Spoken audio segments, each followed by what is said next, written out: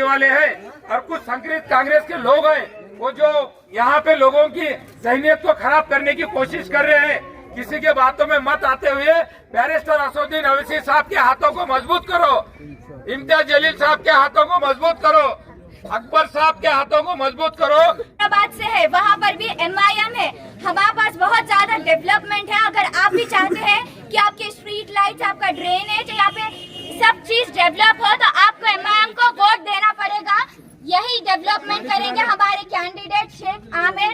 आपको MIM को vote दीजिए ज्यादा से ज्यादा, क्योंकि यहाँ पर शेख आमिर कैंडिडेट है जो आपके जो भी इश्यूज है जैसे कि स्ट्रीट लाइट्स है, ड्रेनेज है, यहाँ पर कब से है कि अब तक भी इतने सालों में कभी भी इतना डेवलपमेंट नहीं हुआ। लेकिन इस बार अगर आप सबने असदुद्दीन ओवैसी को यहाँ पर जिताया तो आप देखेंगे कि आपकी स्ट्रीट लाइट्स ऑन होंगी।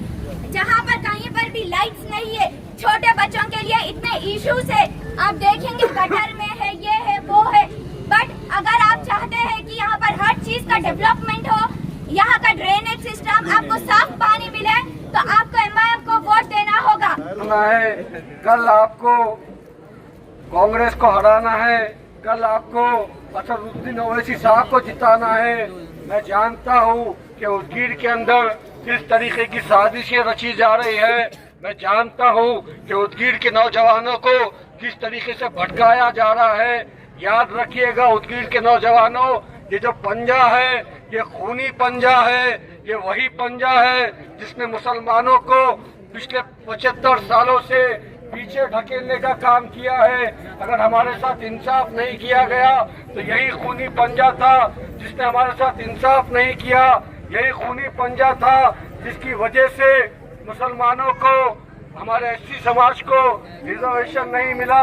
यही खूनी पंजा था जिसकी वजह से टाडा मोकर अलग अलग कानून बनाकर मुसलमान नौजवानों को जेलों में डालने का काम किया गया। मैं उदगीर के नौजवानों से ये गुजारिश करने के लिए आया हूँ कि उदगीर के अंदर कल आप पतंग उड़ाइएगा। जो वोट आप कल पतंग को देंगे वो वोट आप ताहिर भाई को नहीं दे रहे, वो वोट आप किसी कैंडिडेट को नहीं दे रहे, वो वोट आप सीधा सीधा असदुद्दीन ओवैसी साहब को दे रहे हैं, अकबरुद्दीन ओवैसी साहब को दे रहे हैं, इम्तियाज जलील साहब को दे रहे हैं। याद रखिएगा, आप मजलिस को कामयाब करेंगे तो समीर साजिद बिल्डर जिम्मेदारी लेता है कि ये तमाम उम्मीदवार इंशाअल्लाह उदगीर के लिए काम करेंगे। एक भी जो है तो हमारा कैंडिडेट न भागेगा, न डरेगा, न दबेगा। ये कैंडिडेट उदगीर के भलाई के लिए काम करेंगे, आपके विकास के लिए काम करेंगे। उदगीर शहर के अंदर मजलिस इत्तेहादुल मुस्लिमीन मजबूत थी, मजबूत है और इंशाअल्लाह कल उदगीर के नौजवान, मेरे बुजुर्ग और मेरी इज्जतदार माए और बहनें ये ऐलान कर देंगी कि मजलिस इत्तेहादुल मुस्लिमीन का उदगीर घर था, है और इंशाअल्लाह रहेगा।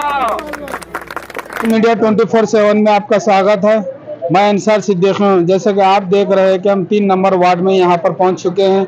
यहाँ के उम्मीदवार हमारे शेख आमिर साहब के वालिदा और एक उम्मीदवार यहाँ पर मौजूद है। आइए आमिर शेख से हम एक सवाल करते हैं कि आमिर साहब, आप लगातार मेहनत कर रहे थे, 8-10 दिन से इलेक्शन की तैयारी कर रहे थे। कल इलेक्शन है, वोटिंग है, आप 3 नंबर वार्ड की जनता को क्या कहना चाह रहे हैं वोटिंग के लिए? सबको नमस्ते, आदाब, अस्सलाम वालेकुम।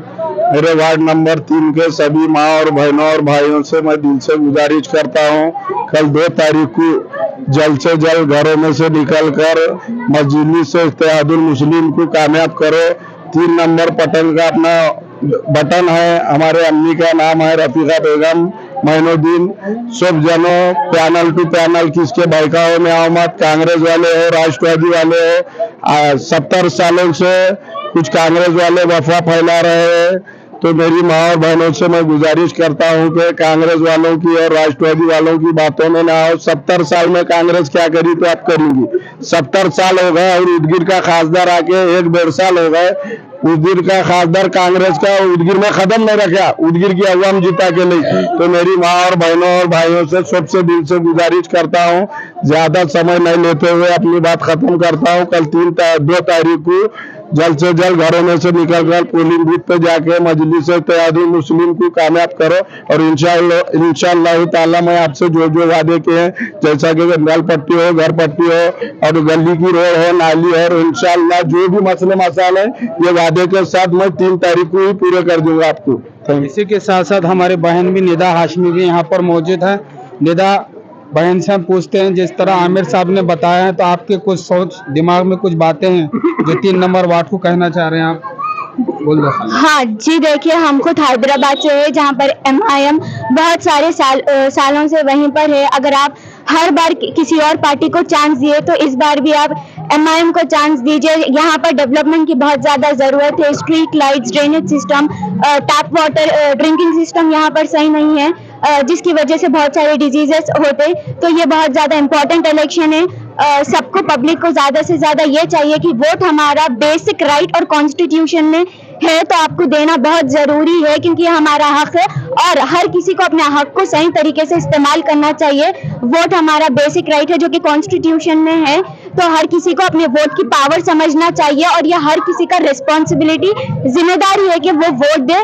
तो इस बार आप MIM को चांस दीजिए, जैसा आपने इतने सालों दूसरी पार्टी को चांस दिया, इस बार दीजिए। आपके बहुत सारे डेवलपमेंट के लिए आप देखिए ये 5 इयर्स में कितना ज्यादा डेवलपमेंट होगा। यहाँ पर स्ट्रीट लाइट्स है, बहुत सारे ड्रेनेज सिस्टम है, जहाँ का यहाँ पर सबसे मेजर प्रॉब्लम ड्रेनेज सिस्टम की है। आप देख सकते हैं रोड्स इश्यूज इतने ज्यादा है। अगर आप MIM को देंगे, आपके जो कैंडिडेट है, अगर आप उनको वार्ड नंबर 3 में MIM को वोट देंगे तो ये सबके लिए बहुत बेनिफिशियल होगा। Thank you. बहुत बहुत शुक्रिया, हमारे बहन ने थोड़ा सा वक्त दिया। थैंक यू, धन्यवाद।